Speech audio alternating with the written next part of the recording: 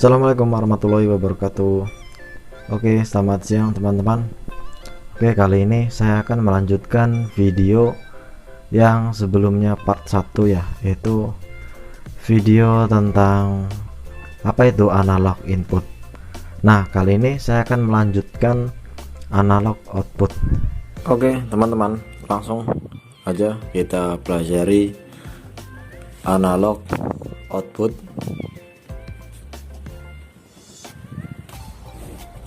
Jadi apa sih analog output itu?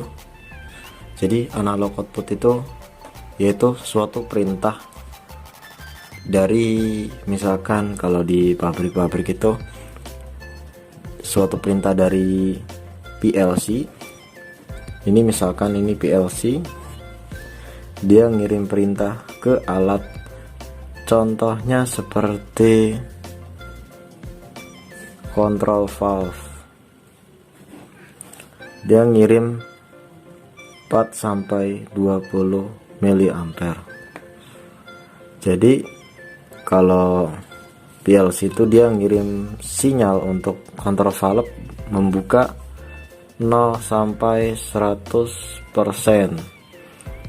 Jadi ketika 4 mA dia 0% dan 20 mA 100%. Ini contoh sedikit sederhana ya. Jadi itulah analog output. Apalagi selain kontrol valve, bisa dia PLC ngirim juga ke seperti inverter. Jadi inverter. Nah, inverter ini dia mengirim sinyal juga ke sebuah motor ya. Jadi merubah sinyal analog ya, memberikan perintah 4 sampai 20 mA. Jadi nanti akan memerintahkan sebuah motor berputar berapa RPM-nya, 0 sampai misalkan 1400 RPM. Ini akan memerintahkan dari inverter ini yang mengatur kecepatan motornya. Nah, itu karena RPM itu dia mengubah dari DC ke AC, tegangan AC. Jadi sinyal ini bersifat berkelanjutan ya. Jadi sistem di dalam kontrol industri itu seperti alat-alat instrumen yang seperti kontrol valve dan seperti motor listrik atau semacam lainnya. Jadi dia bekerjanya berdasarkan nilai analog yang diterimanya. Nilai analog itu seperti ini ya. Sinyal seperti ini. Nilai analog. Oke teman-teman, bisa dilihat videonya ya. Ini saya tampilkan video contohnya. Dia dikasih perintah oleh sinyal PLC ke control valve.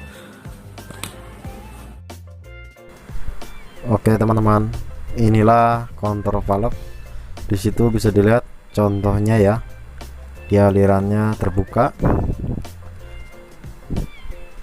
Ini ada sebuah valve steam.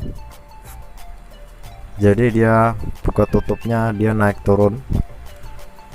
Bentuk valve-nya itu seperti itu. Jadi kontrol valve itu ya terdiri spring dan diafragma. Ya, ini spring dan diafragmanya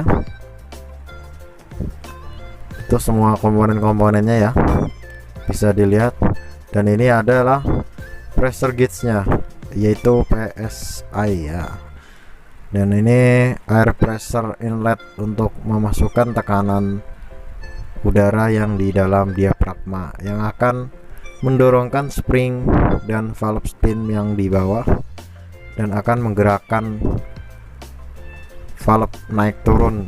Nah, itu kalau naik turun dia bisa buka tutup valve. Ketika pressure turun, dia otomatis springnya mendorong ke atas dan menyebabkan valve tertutup lagi. Jadi karena untuk pressure transducernya kita menggunakan tegangan DC, yang dimana tegangan DC itu menghasilkan sinyal-sinyal yang 4 sampai 20 mA. Nah, itu pressure-nya sekitar 15 PSI. Dari sini kita pahami ya cara kerjanya. Inilah disebut analog output dari apa yang saya jelaskan tadi, yaitu counter valve. Oke teman-teman, inilah contoh animasinya. Terima kasih. Oke teman-teman, terima kasih sudah menyimak video ini sampai selesai. Itulah video part 2 ya, yaitu tentang analog output. Mungkin selanjutnya saya akan membuat yang itu digital input dan digital output. Semoga bermanfaat. Selalu dukung channel ini. Assalamualaikum warahmatullahi wabarakatuh.